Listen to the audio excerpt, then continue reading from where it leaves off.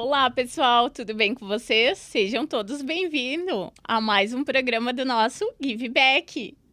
Hoje, então, nós estamos aqui para comemorar o mês das mulheres. O mês de março, né, pessoal? E para isso eu trouxe uma convidada especial para esse programa. Gente, acredita que ela fez 7 horas de viagem para estar aqui comigo hoje?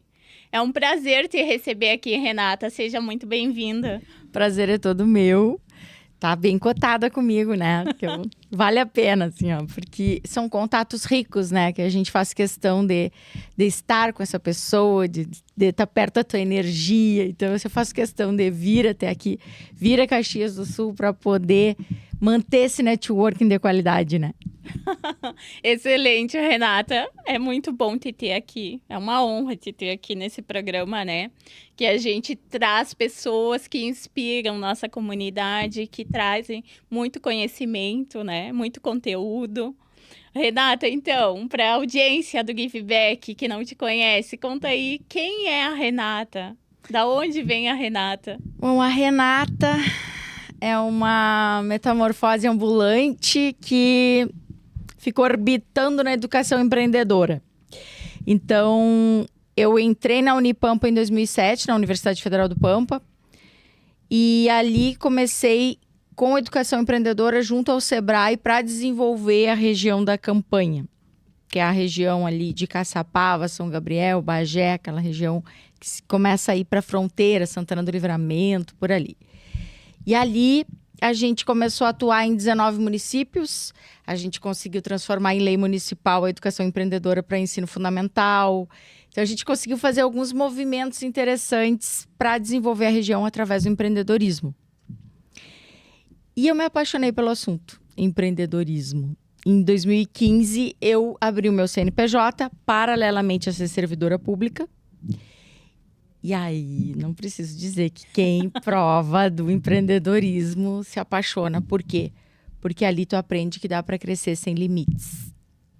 Ali tu aprende que no serviço público tu tá estagnada. Eu sempre brinco que é um gráfico, né? O gráfico do tempo com o resultado. Então, tu tem no serviço público uma estagnação. O tempo vai passando, tu mantém aquela linha sem crescimento. A tal estabilidade que todo mundo acha que é uma maravilha. É.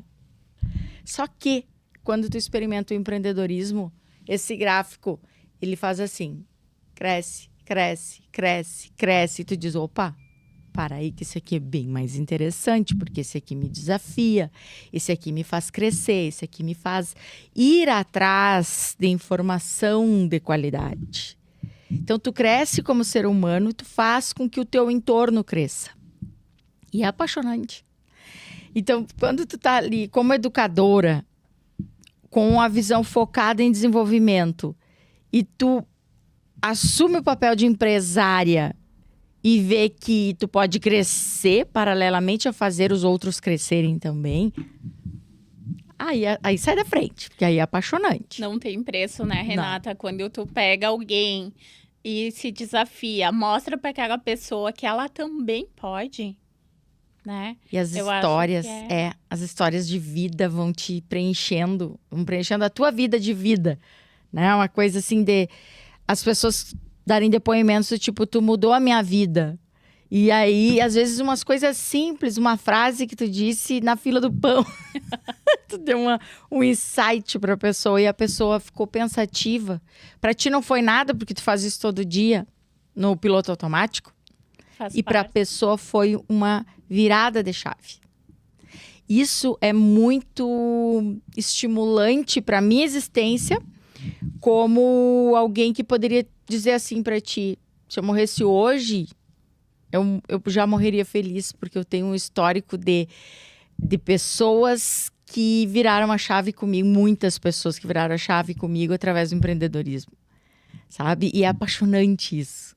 E pessoas assim que não tinham perspectiva nenhuma. E por isso gosto tanto do empreendedorismo feminino. Porque eram mulheres que sofriam abuso psicológico, mulheres que passaram dificuldades de dependência financeira, dependência emocional. E ali, com esse abuso psicológico, fizeram com que elas acreditassem que elas não tinham capacidade. Aquela coisa de eu vou te rebaixar a tal ponto que tu vai precisar de mim até morrer, sabe aquela coisa? Então tu vai ficar aqui grudado em mim até morrer, então eu vou te fazer se sentir pequena, sem capacidade.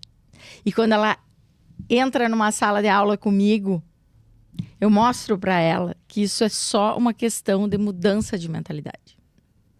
Que alguém colocou isso na cabeça dela e ela acreditou por um tempo. Então agora nós precisamos limpar tudo que foi colocado de crença dentro da cabeça dela, que foi para... Tá no subconsciente. 90% do cérebro é subconsciente. Ela não tem consciência que isso aconteceu. Então tu precisa entrar com um trabalho de mudança de mentalidade e fazer com que ela acredite em si mesma, resgatar a autoconfiança. Então não é só sobre empreendedorismo. É sobre uma alavancagem pessoal, uma alavancagem de vida, um fortalecimento. Entra um dos pilares que a gente fala muito aqui no Give Back, né? Que a gente trata de 6 pilares e um deles é o autoconhecimento.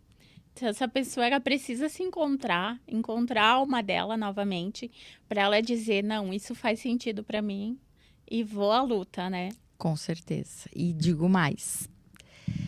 A comparação gera infelicidade. E normalmente o que as pessoas fazem?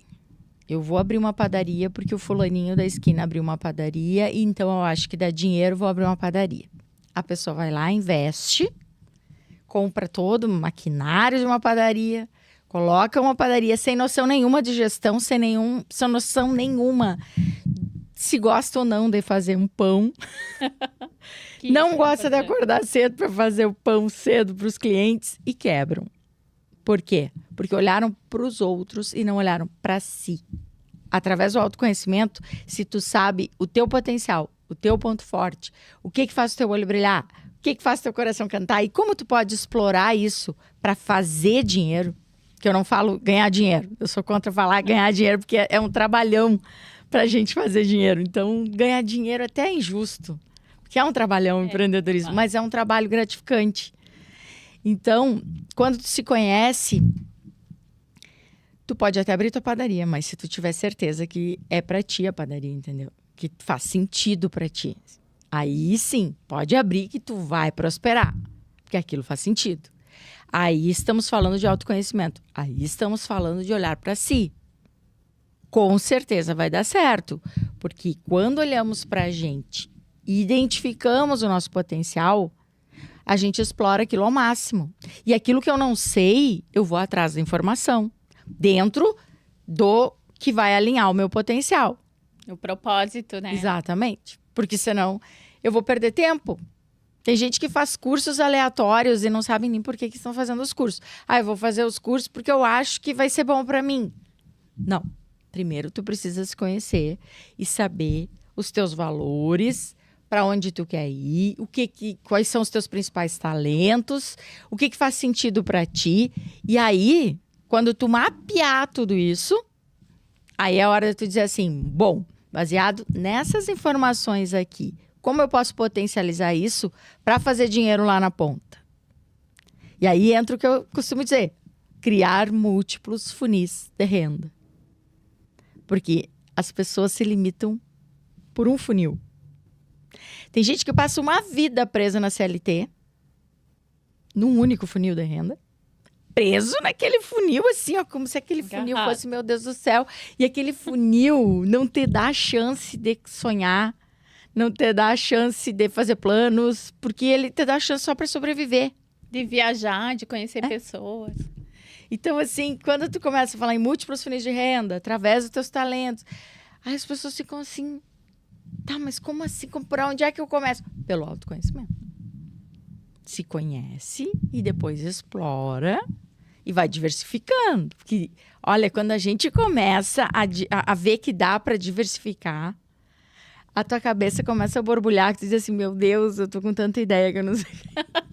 E a gente só se conhece, né, Renata? E consegue ajudar os outros se a gente realmente se conhece. Sim. Porque tu só vai ensinar para as pessoas o que tu já colocou em prática. Sim. Né? Então, a gente vê hoje muitas pessoas na mídia aí que são só fachadas, né? Uhum. que acabam passando algo, mas elas não viveram aquilo. E também tentando copiar, né? É, Uma coisa que elas não são. Tu não sustenta. A autenticidade, ela é uma coisa assim...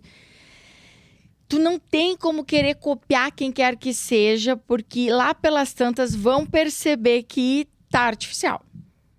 sim. Tem uma coisa errada. Não é tu. Então, por isso a importância da autenticidade. Porque tu consegue explorar aquilo que tu tem de melhor, aquilo que tu faz bem, de uma forma natural. E aí tu pode vir aqui, vem no podcast, vamos conversar, me conta sobre a tua vida. Eu sento aqui, converso sobre a minha vida, naturalmente. E o que tu me perguntar, eu vou ter uma resposta para te dar. Se for relacionado à minha expertise, se for relacionado àquilo que eu tenho para te dizer. Se tu me pegar numa pergunta que não tem nada a ver com o que eu faço, eu vou dizer, olha, não é da minha área isso daí, não me compete. Eu não vou arriscar aqui ficar querendo parecer uma coisa que eu não sou. É, porque a verdade conecta, né? Sim. Renata, quando a gente fala a verdade, quando a gente se conhece, a gente passa muita verdade para o pessoal que está nos assistindo. Sim. E isso pode transformar vidas, né? Com certeza, porque tem gente que diz assim, Renata, eu não consigo falar em público. E eu dou aula de oratória na universidade, desinibição e oratória. Eu faço os coitadinhos falarem com início, meio e fim no tempo de um palito de fósforo queimando. E daí eles começam, tem uns que choram, eu não vou conseguir. E eu disse, calma, a gente tem a caixa inteira para testar. A gente só vai praticar o início, meio e fim para ter lógica na conversa aqui. Queimando o palito de fósforo, não vai te acontecer nada. Aí as pessoas, eu não nasci para isso. Eu disse, calma. O que as pessoas precisam entender é que se tu domina o assunto agronegócio, tu é apaixonada por aquele assunto, tu estuda aquele assunto, tu domina aquele assunto, tu vai saber falar sobre aquele assunto. Então, tu só vai desenvolver técnicas de oratória. Mas a hora que tu for para te falar um assunto que tu domina, tu vai falar. Agora, se tu se meter a falar sobre um assunto, tu é do agronegócio e tu vai falar sobre, sei lá, alguma outra coisa que não tem nada a ver com isso, aí tu vai gaguejar, tu vai começar com vícios de linguagem, tu vai ficar, o cérebro vai ficar procurando com aquele procurando, sabe? Então, tu não vai dominar. Então, não adianta tu querer ser uma coisa que tu não é, tu querer se fazer que entende um assunto que não é, porque aí tudo isso depois não vai te deixar prosperar dentro do teu empreendimento, entende? Porque então entra lá dentro do autoconhecimento que a gente estava falando antes. Não é para ti, entende? Então, aquela frase que diz do peixe, da árvore do peixe, né? Ensinar um peixe a voar, ensinar um pássaro a nadar. Esqueci a frase, mas tem uma frase que fala sobre ensinar. Se você passar muito tempo tentando ensinar não é assim a frase. É sobre ensinar um peixe a voar ou alguma coisa assim. Tô tentando lembrar. Tem também. a frase, tá? O que vai acontecer? Se tu tentar convencer... Vamos criar uma frase nossa aqui. Baseado nessa frase. Se tu tentar convencer o peixe a voar, ele vai passar toda a existência dele achando que ele é um inútil, que ele é um incapaz, que ele não tem como, que não sei o quê. Por quê? Porque ele nasceu para nadar. Então, ele é brilhantemente nadando. Para que tu vai perder tempo tentando voar? É sobre isso, a frase. E é exatamente isso na nossa vida. Às vezes a gente perde muito tempo porque caiu num emprego lá no começo da nossa vida. A gente começa lá, eu comecei... Com 16 anos eu comecei, a minha mãe queria que eu fizesse medicina. E eu levei muito tempo para desagradar a minha mãe. Porque é muito forte, né? Quando é pai e mãe, eles que têm o poder sobre a gente, assim, na adolescência, e a gente tá meio perdido, então a gente meio que aceita tudo, assim, tá. Eu perdi 3 anos tentando fazer medicina para agradar a minha mãe. E quando eu passei para administração, que eu disse, não, mas eu gosto da administração de empresas... Eu vou fazer administração da empresa, depois eu aviso a minha mãe que eu passei no vestibular. Quando eu passei, eu nunca vou esquecer que ela disse, eu não vou fazer faixa para ti. Eu faria se fosse medicina. Então, Era o assim, sonho dela, né? era o sonho dela. Claro, hoje ela dá risada disso, mas aquilo empatou 3 anos da minha vida. Que eu poderia ter feito o que fazia sentido pra mim. Eu tava hoje fazendo uma escova no cabelo, né? Na minha cabeleireira. E tinha um menininho dela e disse assim, mãe, hoje o que eu vou estudar na escola não faz nada, não, nenhum sentido pra mim. Uhum. O menino tem 7 aninhos. Ele já tem uma visão. E já tem uma visão. Então, hoje, eu vejo que o nosso estudo, a nossa educação tá muito ultrapassada. Tá. A gente sabe, da nossa época, muitas coisas que a gente estudou e que não te deram nenhum retorno, que não te satisfizeram, É. ou, né, o que tu precisaria ter nesse momento. Não é isso que vai mudar. É. Então, acredito que é sobre isso, né, Renata? A Tem gente que ter uma precisa reformulação na educação. na bem educação e também no jeito, no olhar dos nossos pais. Também, Ali, né? É uma Porque mudança vem- comportamental gigante com a internet, né? A gente tem aí uma movimentação pode ver que a geração Z tá difícil até para liderar. Tem um curso que me pedem muito que é liderança para a geração Z, porque a geração Z ela não quer esperar para chegar no sênior da maneira como nós esperávamos. Então a gente chegava e a gente sabia que tinha todo um caminho para chegar lá no sênior. E aí hoje elas chegaram aqui com a mochilinha nas costas e já falam, entram como júnior e já falam, em que momento eu passo para sênior? Olha, eu levei tantos anos. Não, então tchau para vocês que eu tô indo embora. Eles querem ser felizes, eles querem serem reconhecidos, eles querem serem valorizados. Então, esse comportamento para o sênior que passou um perrengue para chegar a ser sênior, ele fica assim, como assim? Ele não entende a velocidade. Só que a gente precisa aí olhar um pouquinho para a neurociência daí. Como que tu acha que a mente de uma pessoa que nasceu com o celular na mão, tudo muito rápido, eu pego o celular, eu tenho informação imediata, e o meu cérebro, desde que eu nasci, ele entendeu que é assim que funciona. E na nossa época lá, a gente tá no meio de um caminho. Também a gente não é assim, né, tão sênior. Mas na nossa época, e na época para trás, era muito aquelas coisinhas de madeira, não tinha internet, não tinha, né, vamos brincar aqui, vamos brincar de jogar bolita, alguma coisa assim. Então o cérebro entendia que tinha um processo de sair daqui, fazer tal coisa, tal conexão, com um brinquedinho de madeira, por exemplo. E como é que faz essa conexão quando tu tem um celular na mão e tu não tá prestando atenção em como que a informação chegou ali? Tu simplesmente clicou, a informação tá ali. O teu cérebro entendeu. Clicou, a informação tá ali. É essa a velocidade. Então, temos um conflito de geração. E aí fica muito difícil os processos de liderança dentro das empresas para lidar com essa nova geração, que está super tecnológica, são super criativos. Aí entra a necessidade de abordarmos a felicidade no trabalho dentro das empresas, porque senão tu vai treinar, tu vai capacitar e tu vai perder tua força de trabalho, porque eles querem ser felizes. Hoje Entende? eles querem, além de receber bem, eles querem ser valorizados, Sim. que nem tu disse. Eles Sim. não querem mais ser tratados mal. Eles não querem ficar 8 horas dentro de uma Sim. empresa, Sim. hoje em dia, né? Infelizes dentro de um trabalho que tu adoece. E a gente vê, eu fico apavorada quando eu me chamam. Eu faço educação corporativa também. Então, quando eu entro, eu fico para fazer o briefing ali, para saber como é que é a realidade das lideranças, para saber o que eu vou abordar lá com a equipe.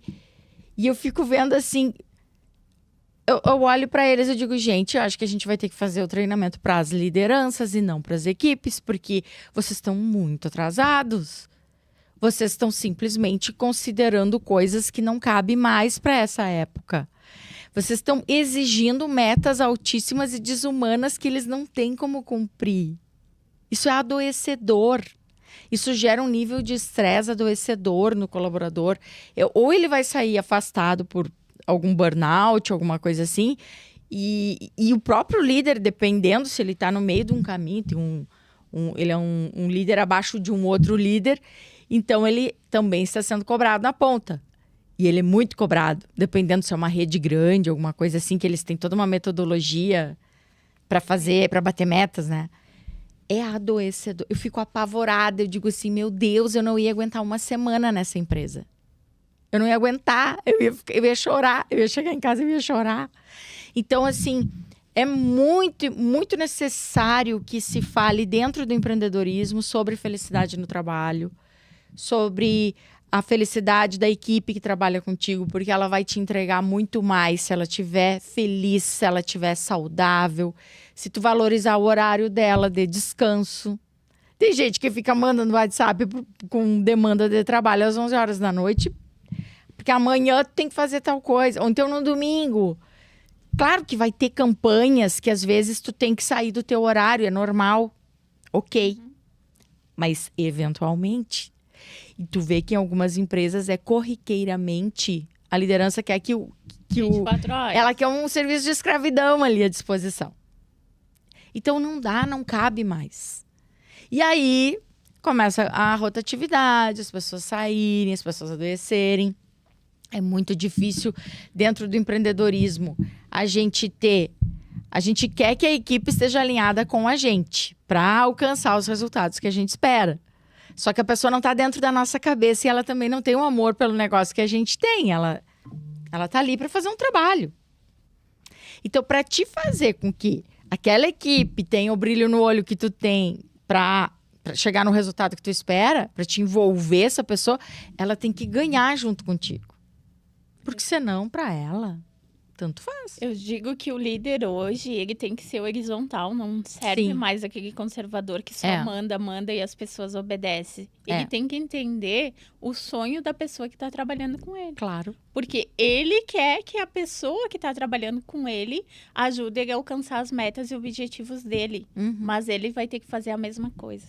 Ele vai ter que ter esse olhar mais holístico, olhar para o todo e pedir para aquela pessoa, para tu me ajudar, o que tu quer? Qual é o teu sonho? Qual é as tuas metas? Sim, ter mais empatia, né? Exato. E porque ele vai progredir, e se tu pegar o histórico, tu começa a estudar as lideranças, as grandes lideranças, aí nós estamos falando das grandes empresas, e a gente tem que olhar para os grandes, a gente não pode olhar para os pequenininhos, a gente tem que ver por que eles fizeram tanto sucesso.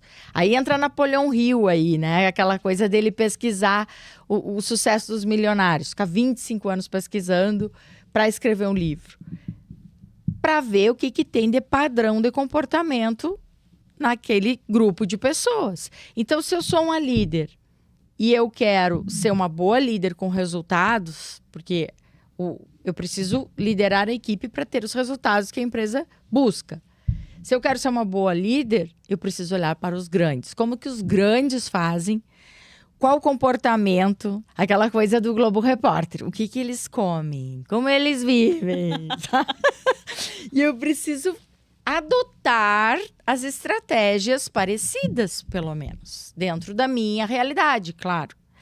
Mas o que eles fazem que funciona tão bem? Quando tu começa a pesquisar sobre isso, tu vê que tem muita liderança humanizada.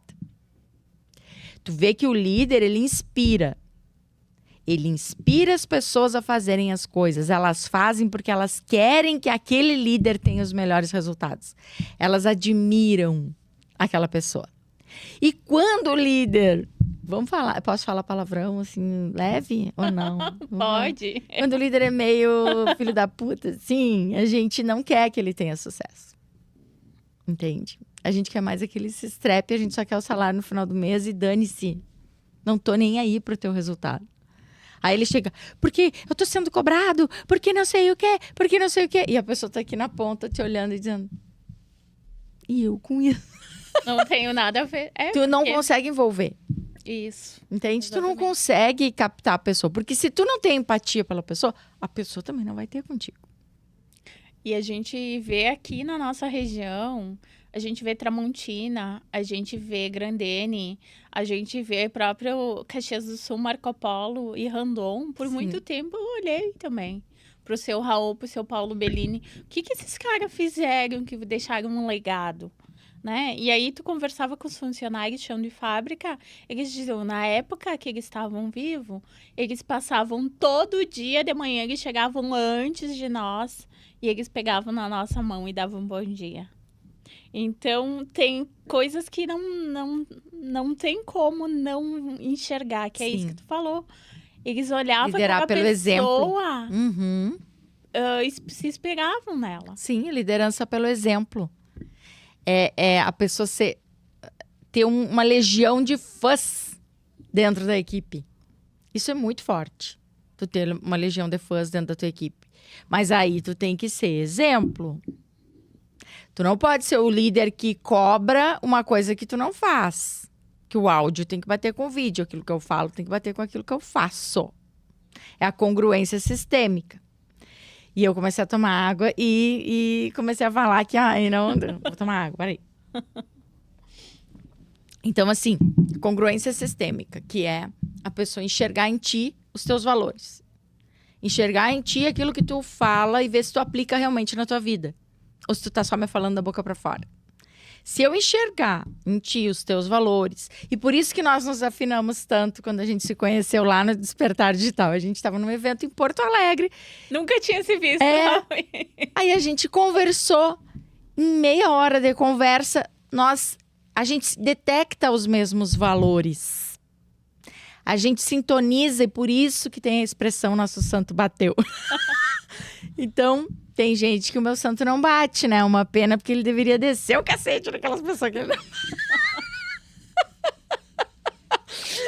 Mas, assim, é muito importante ver os valores na gente, sabe? E a gente tem que pensar nisso. A gente tem que pensar nisso porque o tempo inteiro nós estamos sendo observados. E agora, com internet, então, nem se fala. Tu tem que ver o teu posicionamento digital. Tu tem que ver o que tu anda fazendo por aí. Não pode ficar loqueando muito por aí, porque senão tu pode botar uma carreira fora. Porque tu não presta atenção nisso.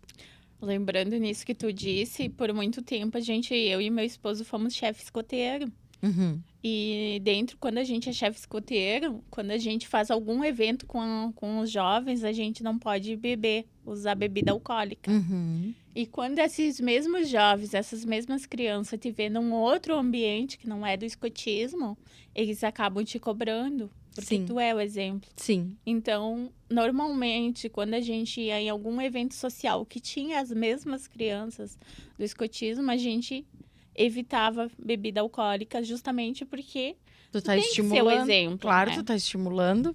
O teu comportamento tá sendo um espelho para eles. E nós, como pais, somos exemplos para os nossos filhos. Nós, como professores, como educadores, somos exemplos para os alunos. E eu consigo, digamos, transitar entre a criança, porque eu faço livro infantil na área da educação empreendedora, para desenvolvimento regional. Então, a gente entra nas escolas, a UFSM imprime os livros. Agora, o governo do estado vai imprimir o último livro que a gente lançou, para conscientização turística e empreendedorismo. E aí, eu entro com crianças, como geoautores, né?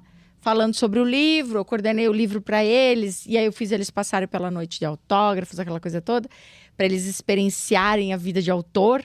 E aí eles vão para dentro da escola para falarem como é gostoso escrever um livro para as crianças, para as outras crianças. E tudo isso é distribuído gratuitamente. E ali a gente ensina. Tem, por exemplo, tudo brincando, educação empreendedora brincando. Então, a gente ensina, tem uma pizzaria temática de ufologia, porque a gente tem turismo ufológico em Caçapava. Então, tem relatos de OVNIs, coisas assim, para a região das Minas do Camaquã. E a gente criou uma pizzaria temática. E ali, como que seria se tivessem os garçons vestidos de ETs? A gente criou essa pizzaria para explorar, como em Gramado, as pizzarias temáticas. E as crianças vão dando ideias de empreendedorismo, e vão dando ideias de precificação, e vão, sabe, eu consigo transitar, então, desde a idade, da parte infantil, até as lideranças lá na ponta do nível sênior. Então, eu transito entre todos. Tu vai me ver vestida de palhaço, tu vai me ver de salto alto e perua. Tu vai me ver em todas as versões. sempre ensinando esse caminho do empreendedorismo. E tu consegue se comunicar com todos eles. Com educação, com respeito, com empatia. Eu consigo... Usa o lúdico, né? Exatamente. E assim, ó, tu não precisa virar estrelão. Tu não precisa ser grosseiro. Tu não precisa perder tua empatia. Tu não precisa perder tua gentileza. Não interessa o cargo que tu tem, não interessa o título que tu tem. Tu tá lidando com seres humanos de todas as idades, de todos os tipos, de todas as ideologias, de todos os sonhos, de todas as dificuldades. Então, assim, ó, eu, se eu pudesse escolher, assim, dizer assim, ó, dizer para as pessoas assim, não faz isso, sabe? Não usa teu título para pisar em alguém. Usa a tua sabedoria para transmitir, para compartilhar. Porque a gente só tem sucesso se faz os outros terem sucesso. Se tu não transmite aquilo que tu sabe, se tu não compartilha, tu não cresce. Não adianta. Nem como líder, nem como empreendedor. Estamos tendo uma aula aqui com a Renata, né, pessoal? Aí tem que me cuidar, porque senão eu começo... Mas, Renata, muito bom mesmo. Tudo isso que tu falou faz muito sentido. Tem tudo a ver com os meus valores também. Eu acho que a gente não precisa passar por cima de ninguém, puxar o tapete de ninguém. Porque a gente sendo verdadeiro, honesto, tendo caráter, a gente consegue qualquer coisa. E sendo você mesmo. Tu não Sim. precisa botar uma máscara. E tem espaço para todo mundo, né? Exato. Isso é muito importante. Tem espaço para todos. Não precisa ser assim... furar o olho do outro, porque diz assim, não, eu vou furar o olho do meu concorrente. Não, ele pode ser teu parceiro, vocês podem crescer juntos, dá pra fazer, tem espaço, tem, ainda mais com a internet. Nossa, tá sobrando clientes se tu usar a internet. Tá. Tem espaço. Renata, e tu trouxe do teu livro. Gostaria que tu falasse, né? Tu tem um livro. É só um livro que tu tem ou tu tem mais? Eu tenho 10 publicações. Mas agora eu lancei, no começo do ano passado, Mulher 40+, que foi um livro que eu levei 3 anos para escrever de propósito. Eu quis escrever lentamente. E ele começou a ser escrito na minha transição dos 39 aos 42 anos. E o nome Mulher 40+, vem de percepções de uma quarentona. Porque eu sentia que eu estava mudando muito internamente. A minha percepção das coisas, dos meus valores. E ali eu descobri a antroposofia, que é o estudo da mudança de ciclos que nós temos a cada 7 anos. Quando eu comecei a me aprofundar na antroposofia, eu digo só um pouquinho que eu acho que eu tô me entendendo aqui. Eu, dentro do sagrado feminino, eu chamo isso de ritos de passagem. Sim, a mesma coisa. Então tu sente que tem um ciclo terminando e tu sente que tá acontecendo uma coisa diferente. Por exemplo, eu percebia que eu não dava mais tanta importância para coisinhas mínimas. E eu atrelava isso porque eu perdi meu sobrinho num acidente de carro. E ali foi uma dor muito forte para mim. E ali me trouxe uma urgência de vida. Porque eu vi que a vida termina numa curva. Então, se do nada a tua vida termina. Foi uma morte que me trouxe urgência de vida. E aí veio, bem no 2019 para 2022, minha transição dos 39 para os 42, tivemos a pandemia. A pandemia foi Bom, quem não mudou na pandemia, meu Deus do céu, então não muda nunca mais, porque aquilo foi uma coisa surreal.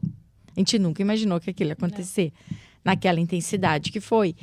E ali eu perdi a minha tia de 56 anos, que era assim, ó, a irmã da minha mãe, então, aquela pessoa que me criou, sabe, que estava sempre na minha casa. É uma relação muito forte. Então, foi a segunda morte muito próxima que eu tive, que me impactou muito. E foi bem quando eu estava escrevendo esse livro. E bem na fase da mudança dos 40 anos, que é meio que dá uma crise. A crise dos 40.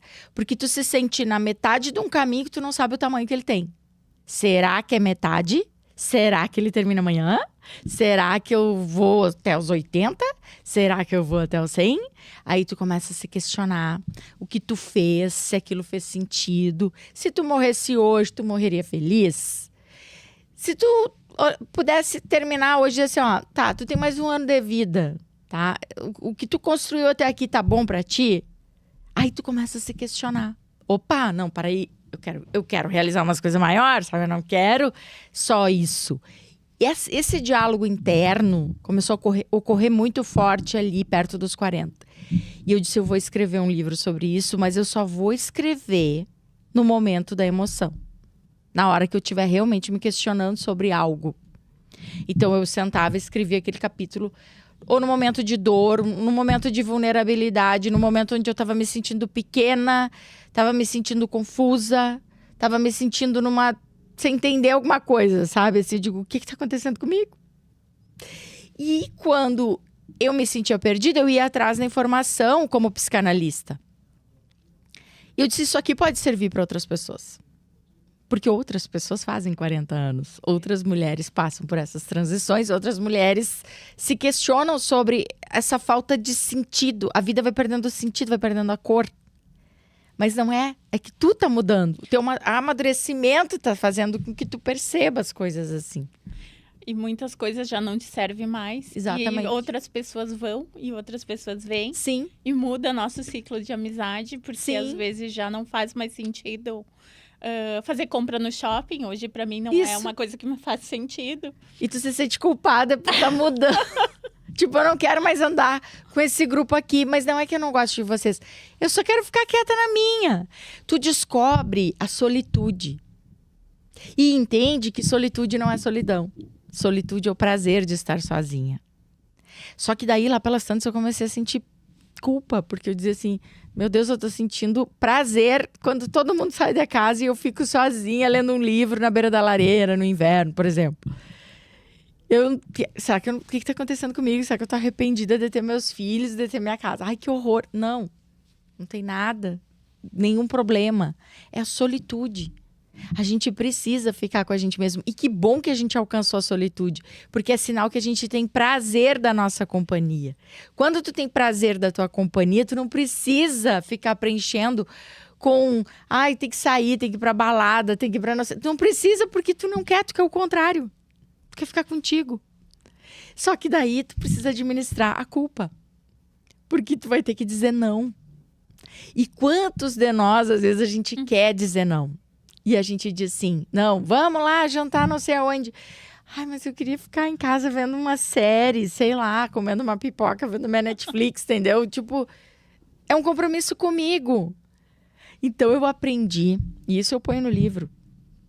E as pessoas já sabem, as minhas amigas já sabem agora, porque assim, ó, quer ficar magoada, fica. Eu não vou me magoar mais indo para um negócio que eu não quero ir. Eu vou respeitar a minha solitude. Então, assim, eu canso pra caramba. Eu viajo pelo Brasil todo palestrando e dando cursos e é muito corrida a minha vida. E eu tenho comissões que eu participo que nem tu. Então, assim, comissões que a gente participa para ajudar no desenvolvimento regional. Isso. Então, dentro da universidade, dentro do meu CNPJ. Então, assim, ó, já é corrido, já é puxado. A hora que eu consigo parar quietinha na minha casa, na minha Netflix, no meu pijama... Me deixa com a minha solitude. Eu passei a ver que isso não tinha nenhum problema. Então, assim, ó, não é que que eu seja antissocial. Eu sou até social demais. Mas eu preciso priorizar o meu momento comigo para ter força, para ter energia, para a hora que eu vou ir pro social, entendeu? Então, assim, ó, não posso ser social o tempo inteiro. Só que se tu não entende isso, tu sofre. Porque tu fica com medo de dizer não, tu fica com medo de ofender as pessoas, de magoar as pessoas não te convidarem mais para as coisas. Se não convidar, que ótimo, né? Vai ter mais tempo para ficar contigo. Tu sabe que me aconteceu algo bem parecido essa semana. Eu fui tomar um café com uma amiga. E aí eu recebo uma mensagem no celular de um evento famoso aqui na cidade e tal, de uma pessoa de alto padrão da socialite. Daí... eu toquei, li a mensagem para minha amiga que estava tomando café comigo. E ela disse assim, tu não vai? Tu conhece essa pessoa? Tu sabe quem essa pessoa é? Eu disse para mim, não faz diferença nenhuma. Por ela ser do alto padrão, da socialite. Para mim não faz mais diferença isso. Eu não tô com vontade de ir. Eu não vou. Por isso que eu decidi entre ir em esse evento e estar aqui tomando um café contigo, tomar um café contigo. Sim. A gente então, acaba coisas... elegendo prioridades. Isso. essas coisas. E por muito tempo eu fiquei me cobrando, Renata, exatamente isso. Que eu tinha que estar em tudo, que eu tinha que dar conta de tudo. Até que eu descobri ali a minha tireoide a 1000 também. Perde saúde. Teve a saúde. E aí tu começa a pensar, cara, o que é melhor pra minha vida? Minha saúde mental e física do que eu agradar os outros, Exatamente. né? Mas precisa acontecer algo forte pra gente se dar conta. E por isso que eu botei no livro. Eu, além da pandemia, perder minha tia e tudo mais, eu tive uma trombose. Em decorrência, não sei se do Covid, porque eu tive Covid, ou da vacina. O médico, ele não sabe, porque várias mulheres de 40 anos tiveram AVC, tiveram embolia pulmonar, tiveram tudo já tem estudo sobre isso, tudo relacionado ao Covid, porque era muito difícil ter, nessa idade, uma trombose. E, de repente, o consultório dele estava cheio de mulheres com esse mesmo problema. E eu perdi essa não era uma amiga tão próxima, mas ela teve um AVC hemorrágico e foi a óbito. E eu com aquela trombose, bem na época que ela foi a óbito. Então, eu parecia uma bomba relógio, assim, ó. Eu não podia cruzar as pernas, não podia fazer nada. E quando eu ia no banheiro fazer um pipizinho, eu dizia, será que é agora que eu vou ter um AVC? Será que é agora? E aí eu tinha medo de morrer. Eu fiquei com medo de morrer. E ali eu comecei a escrever no livro também essa questão da trombose e tudo mais. E a gente se dá conta, assim, para aí, o que tem realmente importância? E aí que entrou na minha vida o nenhum CNPJ vale um AVC. Eu trabalhava muito, muito antes da pandemia, assim, ó. Teve uma época que eu trabalhei... Eu tinha 3 empresas além da universidade. Então, numa delas eu tinha 5 sócios. Então, eles me puxavam muito. Porque quando a empresa é tua sozinha, tu decide o teu ritmo. Exato. Mas quando tu tem sócios, tu tem que acompanhar o ritmo deles. Então, a gente se reunia às 4h30 da manhã. Porque às 8 eu tinha que estar na universidade. Aí depois eu ia para atender psicanálise das 6 às 7. 7h30 eu entrava no auditório, porque era no mesmo prédio. E ia até às 10h30 da noite. Eu fiz isso por 8 meses. Até entrar em burnout. Quando entrei em burnout, nada mais fazia sentido. Meu cabelo tava caindo, meu estômago tava com uma gastrite desgraçada. Assim, ó, eu chorava por qualquer coisinha. Aí eu tinha uma consultoria lá em Rosário do Sul, num sábado e um domingo, que era para eu ficar com meus filhos. Eu não via mais os meus filhos. Ficou uma lacuna ali. Só que os meus filhos só tiveram aquela idade naquele período que eu perdi. E depois eu tive que recuperar com o meu filho mais velho. Eu tenho um filho de 19 e uma de 9. Eu tive que levar ele para psicóloga, porque ele ficou com umas lacunas bem na entrada da adolescência, aquela coisa toda. Então, assim, eu percebo, não vale a pena. Não vale a pena, porque tu não tem como voltar e consertar. Tudo isso eu botei no livro. Então, o Mulher 40+, ele tá muito carregado de reflexão. Uma reflexão que gera uma mudança para a pessoa que está lendo. E falando na vulnerabilidade, que a gente tem que se entender como vulnerável, uma mulher que está aprendendo a viver, uma mulher que tem que parar de se culpar, como aquela mãe culpada que a gente tem um carimbo na testa de mãe culpada. Eu acho que todas as mães, não é possível. Porque assim, ó, se a gente quer empreender, tu precisa colocar energia naquilo ali. Então, tu não vai estar 100% mãe. Só que aí, às vezes, tu tem uma live, tem um negócio e o filho tá não sei o quê, e tu agendou e o filho tá com febre. Mãe culpada. Aí, quando tu abre mão, as mães que abrem mão da sua carreira para ficar com seus filhos, aí elas não conseguem se colocar no mercado depois. Mãe culpada. Então, a gente é culpado o tempo inteiro. Só que a gente precisa se perdoar. Porque a vida não vem com manual de instruções. Tem que ser aquele empreendedorismo leve, solto. Né? Entendendo que tu não vai ser perfeita. Tu não vai ganhar não sei quantos mil, não vai fazer 6 em 7. Que nem, né, a gente aprende. Vai fazer 6 dígitos em 7 dias. Tá tudo bem se tu não fizer. Calma, vai no teu ritmo. Vê o que é importante pra ti. Bota ali saúde em primeiro lugar, família em segundo lugar e o trabalho em terceiro. E vai com calma. Vai conciliando, sabe? Dá pra fazer, mas tira essa culpa. Tá, eu errei muito, então tá, errou porque tu não sabia. Se tu soubesse, tu não erraria. Então, se perdoa e segue daqui pra frente de uma maneira mais inteligente. Mas a gente precisa fazer esse trabalho de se desculpar, de se perdoar. Limpar isso da gente, sabe? Ai, tá, não interessa, eu fiz errado, eu não tinha consciência, agora eu tenho. Então, daqui pra trás, tá pra trás. Pronto, deixa pra trás. E ali, no livro, eu boto muito isso. A nossa vulnerabilidade, a gente se perdoar, a gente entender que tá aprendendo com a vida, no decorrer da vida. 40 anos, a gente tá começando a vida. Porque, assim, eu não sei como é que tu se sente, mas eu me sinto como se tudo que eu vivi até aqui foi me lapidando de um jeito que hoje eu tô com um olhar apurado de não me importar com as coisas, assim, ó.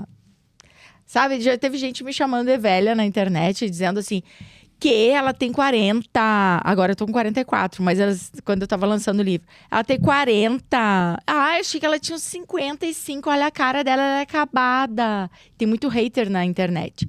E eu, como psicanalista, eu sei que aquilo fala da pessoa, a pessoa tem problema com ela mesma.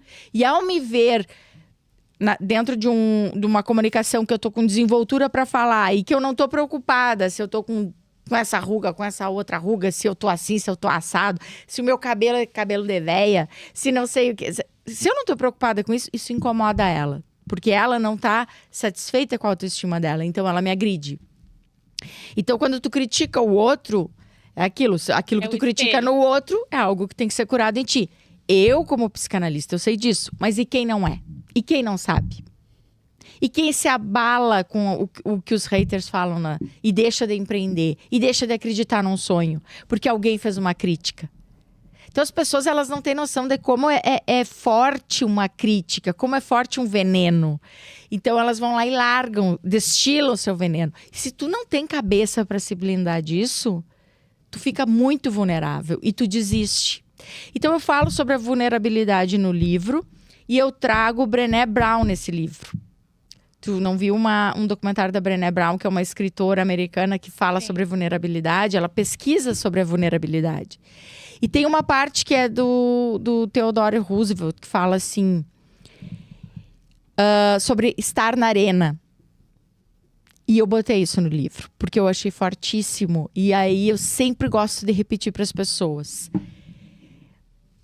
A crítica, quando vem de alguém que está na arquibancada e que nunca desceu para a arena para lutar, muito diferente. Ela é uma crítica vazia. Ela é uma crítica de uma pessoa fraca que não tem capacidade de fazer o que tu está fazendo, que não tem coragem de ir lá para a arena, sujar a cara de areia e lutar. E mesmo se for para se arrebentar e perder no final, tu foi para arena, tu tá na arena, entendeu? Tu tá na arena. Então tu entende de arena. Tu vai aceitar críticas de quem entende de arena tanto quanto tu. Então, se eu e tu estamos na arena lutando, sujando a cara, se ralando o joelho, se arrebentando dentro do empreendedorismo, então a gente se abraça aqui e começa a conversar sobre isso. E se tu entende de arena tanto quanto eu entendo de arena, tu não vai me criticar porque tu sabe que isso aqui é punk. Tu sabe que isso aqui é pros fortes. Tu sabe que eu tenho que te respeitar como adversária, porque não é qualquer um que entra no mundo do empreendedorismo. Não é qualquer um que segura as pontas pagando o salário dos colaboradores sem ter entrada de dinheiro. Não é qualquer um que paga a quantidade de impostos que a gente paga no Brasil e fica com um sorriso no rosto, defendendo o empreendedorismo ainda e dizendo, vem empreender apesar de. Então, entendemos de arena. A arena com arena. Então, todo mundo se respeita dentro desse ambiente. Não tem mimimi. Não tem fulaninho. Não, porque tá todo mundo sabendo a sua dor dentro dessa arena. Agora, o bonitinho que tá na arquibancada comendo a sua pipoca, olhando a galera na arena e que nunca vai ter capacidade de botar o pé na arena, eu vou estar dando bola porque essa criatura tá falando. Não significa nada. Tu não entende de arena, então não vem conversar comigo sobre a arena. Fica aí. Fala com a minha mão, aquela coisa, sabe? Fala com a minha mão, tu não entende de arena. Então é isso que eu quero dizer, principalmente para as mulheres. Não deixa quem tá na arquibancada abalar a tua estrutura. E vem pra arena com a gente. Vem pra cá, porque aqui o negócio pega. Entendeu? E era isso que eu queria te perguntar agora, que é tu dar um passo a passo, uns insights para aquela mulher que está nos assistindo, que ela tem muita vontade de empreender, que ela tem uma capacidade enorme, mas ela se sente com muito medo. Ela tem aquele medo que é que nem tu disse. Ah, eu sou mãe, será que é para mim empreender? Ah, eu tenho filho pequeno. Ah, eu fiz uma faculdade, larguei a faculdade no meio, não tenho faculdade. Que muitas queriam fazer, Sim. mas abandonaram. Engavetaram sonhos. Engavetaram sonhos e às vezes muitas críticas da família, da própria família, né?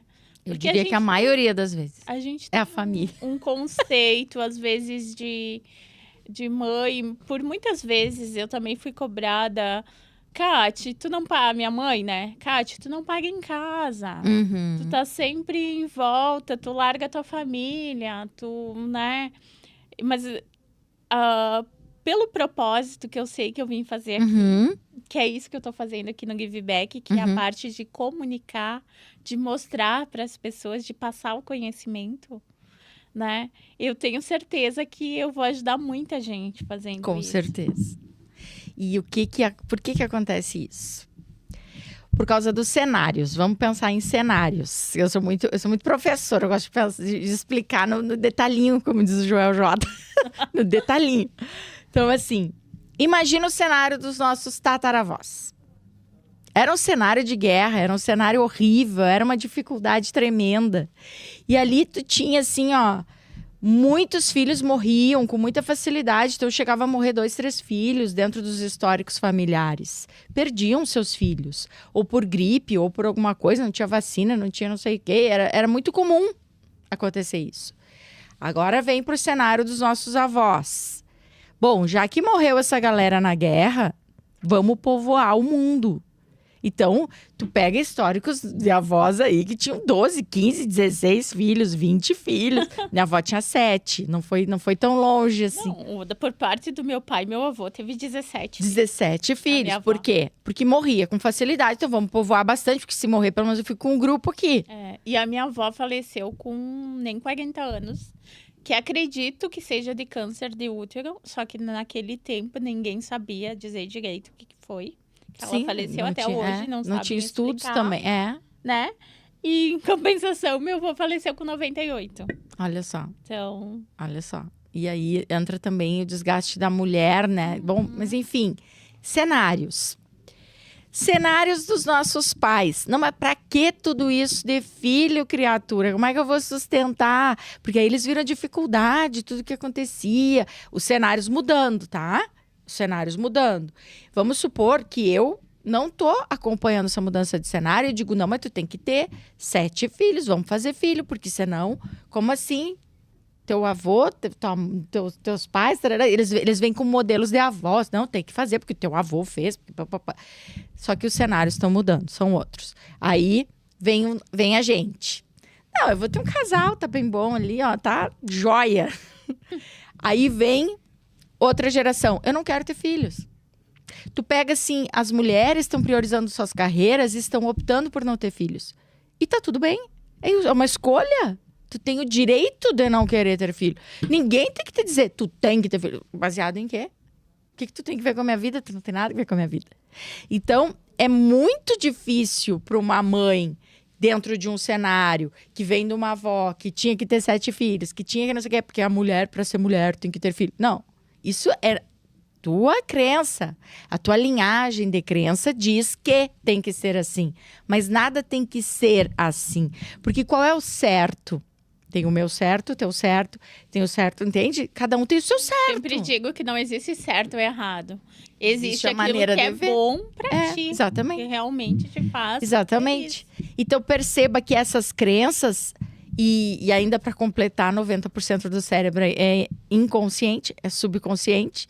A gente só tem 10% consciente, então eu não sei nem o que tá me bloqueando. São coisas lá da minha avó. São coisas... E aí a gente pode entrar em constelação sistêmica, a gente pode fazer tanta coisa aqui. Mas a questão é que, por causa de crenças implantadas na nossa mente, nós paramos de acreditar na nossa capacidade, nós paramos de acreditar em coisas que fazem sentido dentro do nosso cenário atual. Faz sentido pra gente. E talvez pros meus filhos não faça sentido muita coisa que faz sentido pra mim. E eu preciso respeitar isso. Porque é a maneira deles pra cuidar da vida deles. Eu não posso interferir nisso. E como eu não gostei que a minha mãe interferiu na minha escolha, tem que fazer medicina, e eu perdi 3 anos da minha vida nessa brincadeira aí. Quando chegou a hora do meu filho, agora ele tá na PUC, né? Ciência da computação lá. E eu disse assim, ele tentou medicina. Eu disse, tu tem certeza que tu quer medicina? Porque parece ser muito bonito, um jaleco, aquela vida, mas...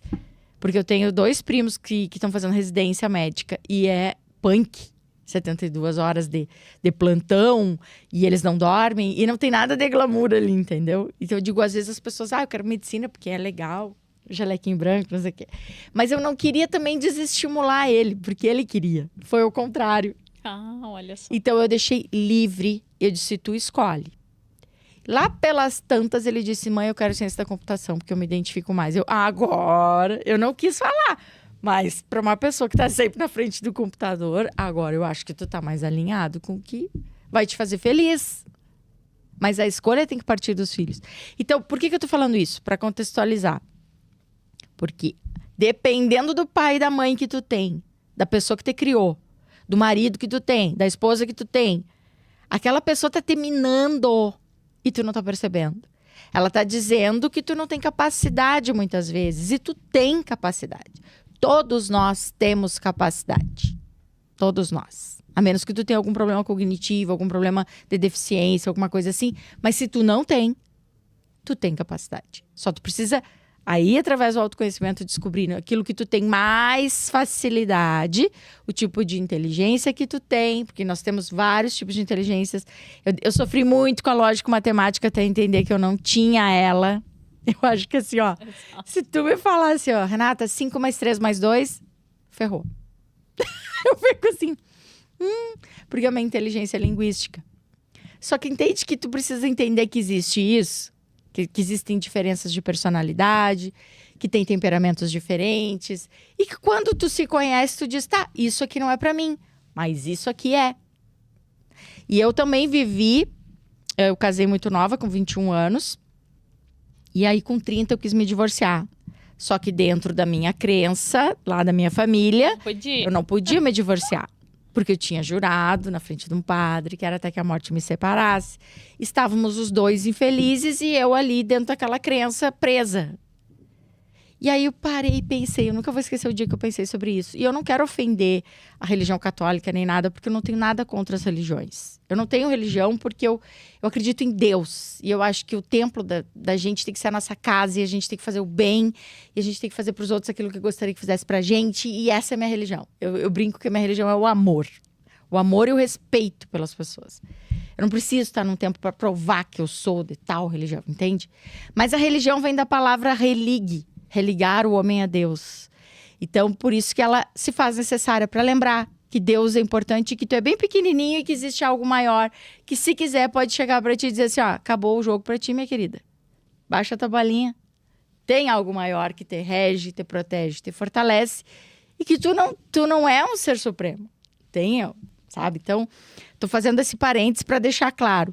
Mas o que aconteceu? A crença de que eu não poderia quebrar dentro do catolicismo, me divorciando, me fez sofrer por 2 anos. Eu fiquei dentro de um relacionamento onde...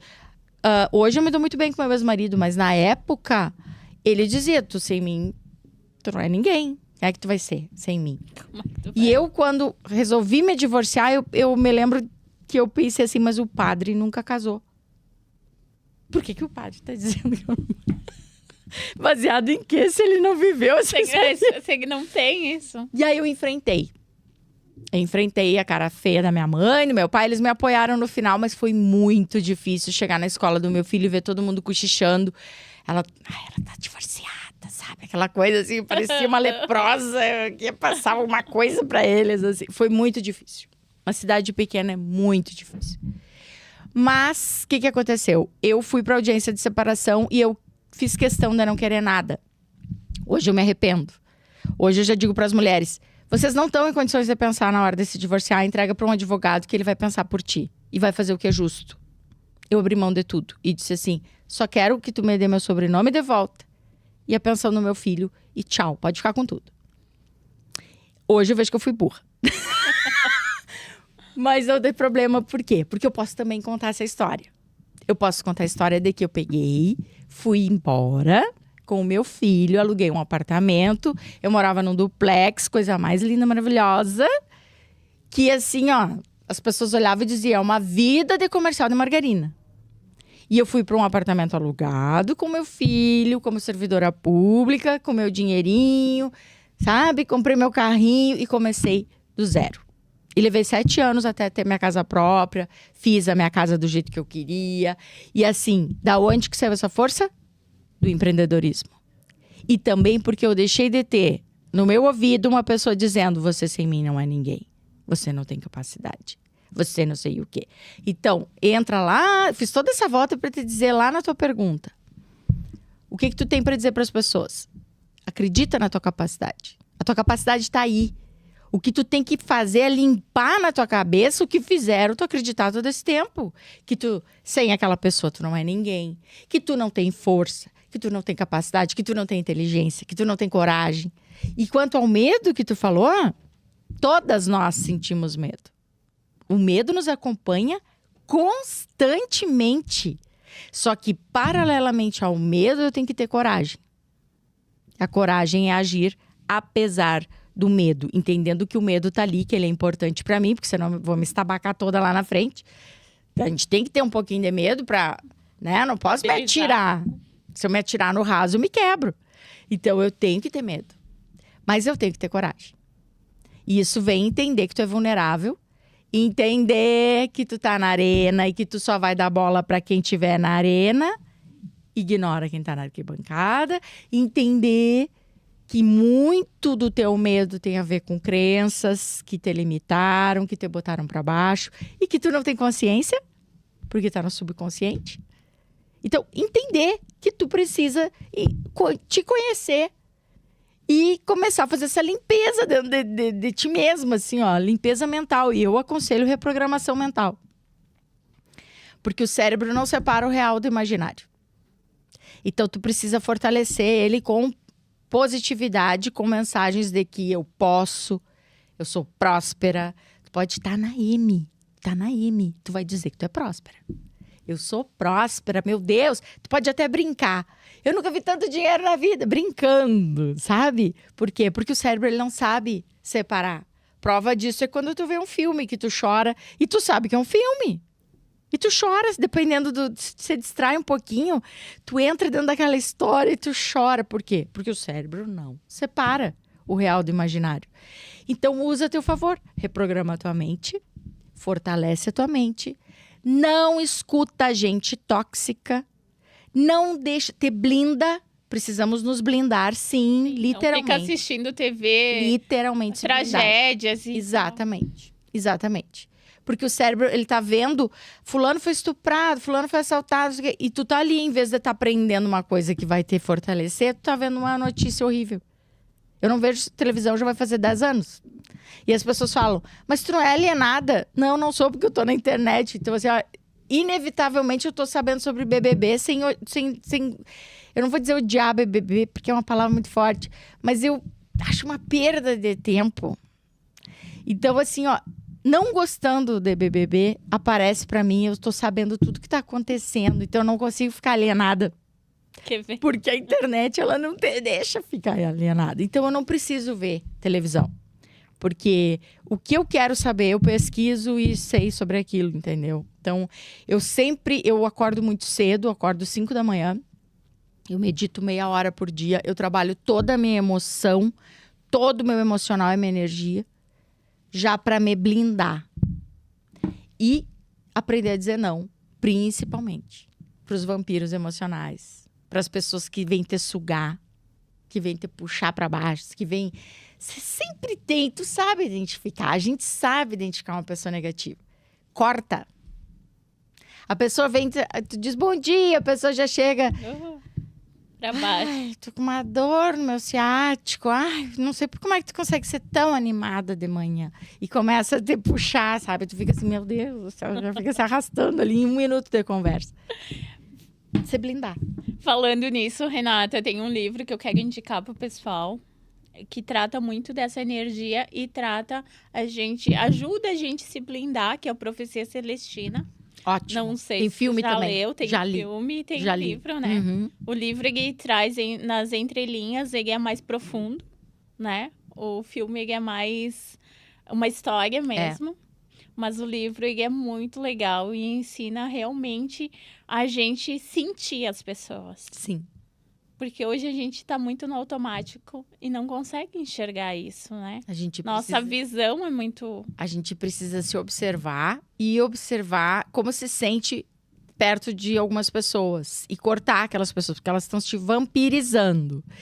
Então, é muito importante essa observação, porque o peito sinaliza. Tu já percebeu como quando tu chega perto de alguém, tu diz assim... Ai, É uma angústia. uma coisa ruim que é. Uhum.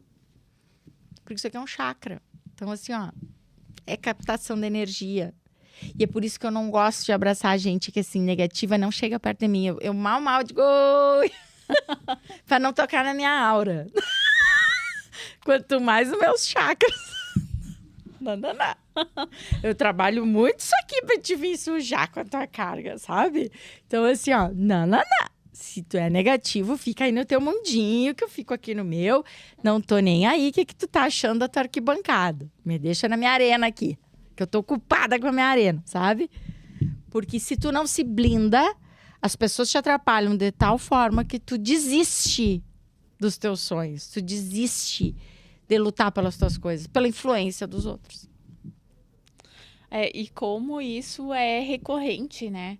Como isso a gente vê muito nas pessoas, porque a inveja, ela te derruba. Muito. Que é aquilo, Muito. né? A inveja, e não precisava ter isso. Né? Se as pessoas se conhecessem, elas não têm por que ter inveja. Elas vão perder o tempo com elas, não com os outros. Porque é que nem tu disse, a nossa vida ela é tão curta. Nosso tempo é muito pouco pra gente estar se preocupando com coisas pequenas. Pensando no que o outro faz, o que o outro quer fazer, né? Então, isso é muito vago pra gente tá pensando. A gente não tem tempo, né, Renata? Nem de fazer as nossas próprias coisas. Hoje, eu sempre digo que o tempo teria que ter mais de 24 horas. Não dá tempo. O dia não dá tempo. E tu ainda tem que dormir 8 pra ter energia e disposição. E a gente não dorme às 8. É uma luta pra dormir às 8. Não. Mas eu vou dizer uma coisa pra vocês que é muito importante também. Pra todo mundo que tá nos escutando. A inveja, energia negativa, essas coisas todas, elas realmente te abalam. Mas se tu entrar na faixa de frequência. Então, vamos imaginar o seguinte. Eu tenho uma pessoa com uma baixa frequência aqui e eu tô com uma frequência elevada aqui. Então, vamos imaginar que nem onda de rádio. Tudo vibração, eletromagnetismo, isso aqui, tá? Então, as pessoas dizem assim, isso não existe. Existe, é só tu escovar o teu cabelo e fazer tic-tic-tic com a escova que tu já vai ver que existe. Se tu quer prova que existe, essa é a mais fácil pra gente ver que existe. Ondas de rádio. Então, eu tô aqui. Muito bem. A que tá aqui, ela olha pra mim lá em cima e ela diz assim... Aí, no fundo, eu admiro ela, sabe? Mas eu admiro a força dela, eu queria ser como ela. Mas, na verdade, eu não consigo subir, entendeu? Porque eu tô nessa faixa. Então, se eu não consigo subir, o que eu vou fazer? Tentar derrubar. Eu vou tentar deixar ela na minha altura e eu vou começar a falar mal dela e eu vou dizer que ela é isso, que ela é aquilo. Porque quanto mais eu baixar ela aqui, mais ela se equipara a mim. Então, ela vai ficar da minha altura. Aí eu tô grandão, entendeu? Porque daí ela tá embaixo de mim, de tanto que eu rebaixei ela. Essa é a estratégia de quem tá aqui. Só que, se tu tem consciência disso, e aí vem a consciência, autoobservação, autoconhecimento, e tu tá blindando tua energia todos os dias. Tu tá aqui. A bicha véia tá aqui, ó, enlouquecida, querendo te rebaixar, e tu tá lá, tu não tá vendo o que tá acontecendo aqui. Porque tu tá aqui, tu tá vibrando com o pessoal aqui. Entra dentro de novo da questão da arena. Eu tô aqui com a galera da arena. Se tu tá aqui na arquibancada falando de quem tá aqui na arena, fica aí. Tem um ditado que diz, deixa que grite. Pode gritar. Pode gritar. Entende? Tu sabe que eu tenho muito em mente também de passar o conhecimento. Eu sou uma pessoa que eu não tenho medo de passar o conhecimento, de ajudar pessoas.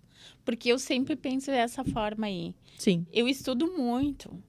Então, quando as pessoas chegam aqui, eu já tô aqui de volta. Sim. Sim. Eu já E tu não vai se abalar, isso, tu não vai se abalar. Ah, Tu sabe que ela por tá no isso. caminho dela e que Tem quanto uma mais ela filha. crescer, melhor pra todo mundo. Para todos. É. Porque a partir do momento que eu tive uma aula que eu tava dando sobre educação financeira e um aluno falou assim: mas pra um ganhar, o outro tem que perder. E eu disse: por quê? E ele: porque não tem dinheiro pra todo mundo. E eu: só um pouquinho, mas o dinheiro circula. Quanto mais prosperidade, mais eu consigo fazer o meu dinheiro circular. Se eu tenho muito dinheiro, eu vou poder doar muito dinheiro, porque não tem problema com dinheiro.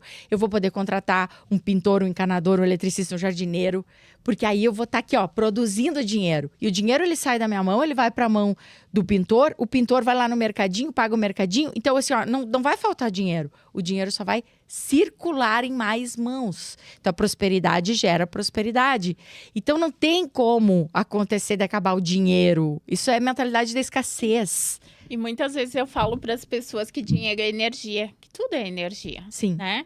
Essa mesa, ela vem de alguma coisa viva. Sim. Tudo é vivo e tudo vira energia, né? Sim. E aí as pessoas, muitas vezes, têm essa dificuldade de entender que é isso que tu tá explicando. O dinheiro, ele só circula nas nossas mãos. Sim. Ele vem e vai. E Então, quanto vai mais depender- dinheiro, melhor. Melhor. Melhor. E aí tem a crença limitante de que dinheiro não traz felicidade.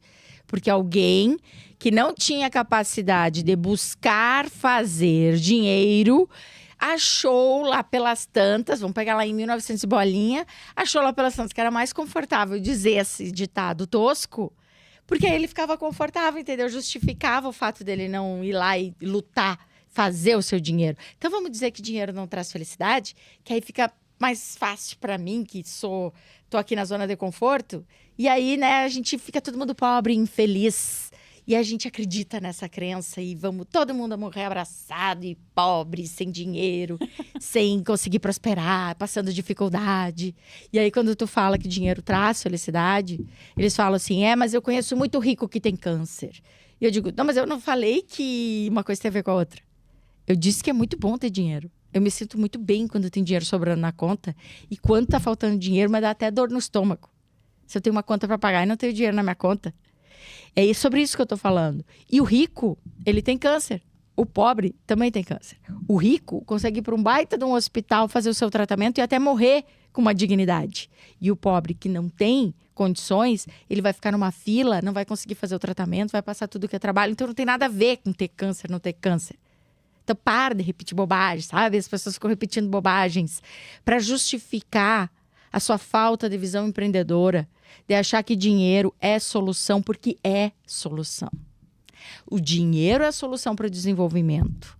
Se eu ensino um pai, que acontece muito na educação empreendedora do ensino fundamental, e é por isso que eu gosto tanto de lidar com crianças na educação empreendedora, porque é muito difícil mudar um adulto.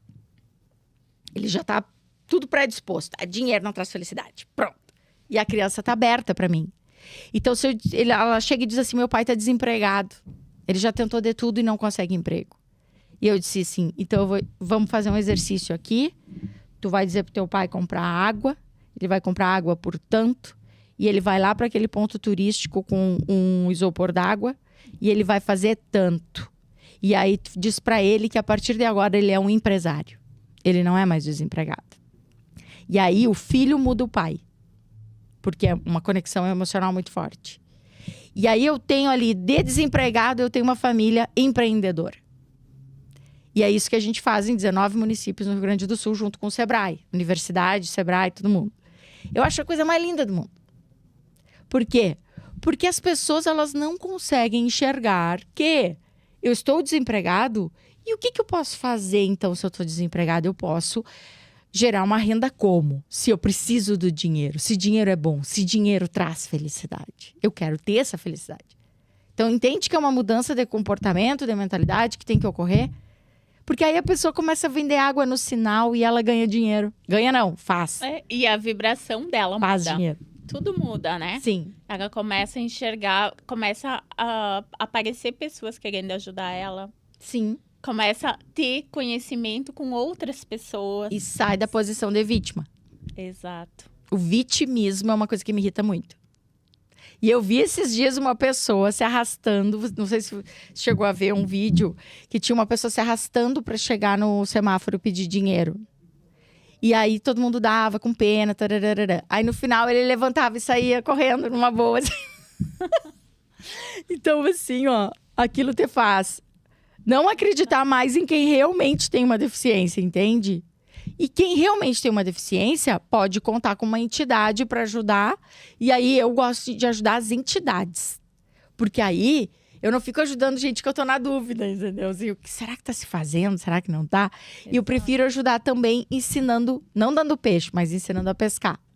Eu acho que eu tô contribuindo mais. Porque aí a pessoa ela vai fazer o seu dinheiro. Ela não vai depender da boa vontade. Com certeza, porque o que ela precisa é dar o clique, né? É, sair da zona de conforto e ir para a zona do aprendizado, que eu sempre digo. sim. Eu tenho uma história pra gente... Eu não sei quanto tempo a gente já tá aqui.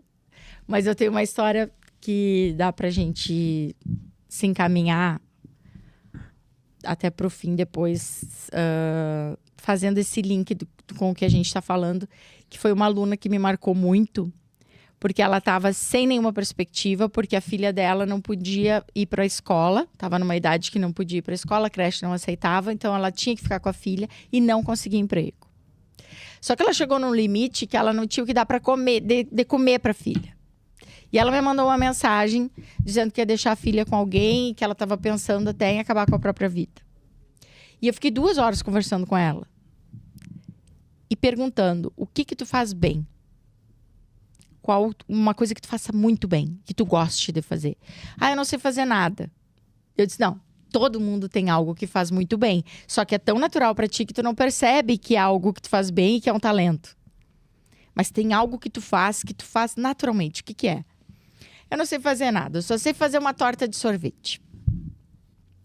Então me faz a torta de sorvete e me traz essa torta aqui amanhã, que eu vou provar a tua torta e daí depois a gente segue conversando. E ela me trouxe uma torta que eu nunca tinha comido uma coisa tão maravilhosa na minha vida, que tinha uma camada de doce de leite, assim, e uma outra camada da parte do sorvete mesmo, que se faz com creme de leite. E ela me trouxe Ela ficou tão empolgada com aquilo que ela caprichou e me trouxe um ganache, uma ganache para jogar em cima. E aí o que eu fiz? Peguei, provei, gostei, cortei um pedaço da torta, botei num prato bonito, botei uma música clássica de fundo e a ganache caindo em cima da torta de sorvete e disse: eu provei a melhor torta de sorvete, porque eu só faço propaganda daquilo que eu realmente gosto. Porque as pessoas têm que acreditar naquilo que eu falo. Então, se não é bom, eu fico quieta. Mas se é bom, eu boto lá em cima. E era muito bom. E eu botei que era muito bom, porque as pessoas iam provar e iam ver que eu tava falando a verdade. Ela vendeu 2.500 tortas. Ela virou a noite fazendo torta. Ela abriu o CNPJ. Ela teve que comprar vários freezers para dar conta da demanda, né, dos pedidos. E entrou com tabela nutricional, entrou com tudo que tinha que ter para botar nos supermercados, aquelas coisas todas. Criou a garagem da casa dela, ela transformou numa garagem industrial e botou tudo com inox e tudo mais. Ela chorava e me mandava os vídeos dizendo: eu nunca vi tanto dinheiro na minha vida. Ela tirava as notas em cima da cama dela e dizia assim: ó, eu nunca vi tanto dinheiro na minha vida. Ela dizia: muito obrigada, eu vou batizar essa torta de torta Renata Miranda. No começo eu achei estranho, porque as pessoas diziam que comiam a Renata Miranda e eu ficava preocupada, sabe? Eu dizia assim: pá, mas aí tem meu nome na torta. Mas depois eu vi o quanto aquilo significou pro nome da torta levar o meu nome, sabe? Porque pra mim foi tão natural, bobo. Eu fiz aquilo com tanta naturalidade e também assim, ó, não no intuito de querer me promover. Não, eu quis dizer que a torta dela era boa. E gerou uma avalanche, assim, ó, na vida dela, sabe? Foi uma coisa assim que aquilo me transformou como educadora. Porque te marca te marca saber que tu fez a diferença na vida de alguém de uma forma positiva, porque daí tu quer repetir aquele gosto. E aí eu me sinto grata, porque eu me sinto, e aí vem a importância também da conexão com Deus. Eu me sinto um canal, um instrumento de Deus. Ele que vai decidir a hora que essa brincadeira vai acabar, entendeu? Então, eu sou muito pequena em relação a algo tão grandioso como Deus. E, ao mesmo tempo, eu me sinto grande, podendo ser um canal dele para contribuir com a vida das pessoas através da educação empreendedora, sabe? Isso é muito importante, assim, ó. Essa conexão que a gente tem que ter com a espiritualidade, que nos fortalece muito dentro do nosso propósito e dentro do empreendedorismo. Acho que se alinha tudo. Renata, eu acho que nós ficaria mais de 5 horas aqui falando, porque a Renata é aquela pessoa que a gente ama escutar, que a gente se sente bem, que esteja perto de nós, que traz essa alegria, essa energia, esse bem-estar. Então, para quem quer saber mais da Renata, eu vou dizer para ela deixar suas redes sociais e olhar para essa câmera e deixar uma mensagem para os nossos ouvintes. Tá bem. Renata. Bom, eu tenho o site, que ali tem todo o meu catálogo de produtos, palestras, mentorias, livros, treinamentos corporativos. Então, é o institutorenatamiranda.com.br. E ali tem todas as opções. O que você quer aprender comigo? Já começa com essa pergunta no site. O que você deseja aprender hoje? E no meu Instagram é Renata V. Miranda. Porque ali no Instagram eu consigo ter mais uma conexão mais próxima do que as outras redes. Mas eu tô no Facebook, eu tô no LinkedIn. Então, assim, ó, tem redes para todo mundo. Tem até TikTok, se quiser. Mas pode me encontrar nesses lugares. E a mensagem que eu levo comigo e que eu gostaria de deixar para vocês é que uma pessoa importante é aquela que fica nos outros. Então, a gente sempre tem que se questionar que se hoje fosse o nosso último dia, se teria valido a pena a nossa existência até aqui. Hoje, eu posso dizer que valeu a pena a minha existência até aqui se eu morresse agora. Valeu a pena a minha existência até aqui. Só que eu tenho consciência que eu posso contribuir muito mais. Então, eu não quero ir embora agora. Então, sempre se questionar sobre isso. Se tu é uma pessoa importante nesse sentido. Se tu vai ficar na vida das pessoas de uma forma positiva. Se elas vão lembrar de ti de uma forma positiva por aquilo que tu construiu na vida delas. O legado que tu deixou. Um legado positivo. É sobre isso. Amei. Gratidão, então, Renata, por tu ter aceito o meu convite, feito 7 horas de viagem e vir aqui ter esse bate-papo comigo. Nós, todos da audiência do Give Back, agradecemos. Tenho certeza que vai ser um grande episódio que as pessoas vão assistir. E quero convidar também as pessoas a seguir o Give Back nas nossas redes sociais, nosso Instagram, né? @podcastgiveback. Nosso YouTube, compartilhar, comentar, deixar seu feedback sobre os episódios, que para nós aqui é muito importante, tá? E tenham um ótimo dia. E eu agradeço muito por estar aqui com vocês. Agradeço a Caxias do Sul também, agradeço todo mundo.